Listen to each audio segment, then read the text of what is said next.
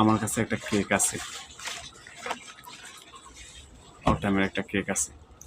এই কেকটার দাম যা, প্রাইস যা এই গায়ে আছে যে দাম, তার চেয়ে অনেক কমে আমরা কিনি। কিন্তু এখানে যে গায়ে যে মূল্যটা আছে এই মূল্যতে আমরা বিক্রি করি। তো এটাতেও কোনো কিছু না। সবচেয়ে মজার ব্যাপার হলো, আমার এই অল্প দিনের ব্যবসার মধ্যে একটা সবচেয়ে মজার ব্যাপার যেটা আমার কাছে মনে হলো আর কি, আমরা এই সিগারেটের গায়ে যে রেট থাকে সেই রেটেই আমরা কিনি। গায়ে রেট যত টাকা থাকে অত টাকা দিয়েই আমাদেরকে সিগারেট কোম্পানির কাছে এই সিগারেটটা কেনা লাগে। সবচেয়ে মজার ব্যাপার হলো আমরা বিক্রি করি বেশি।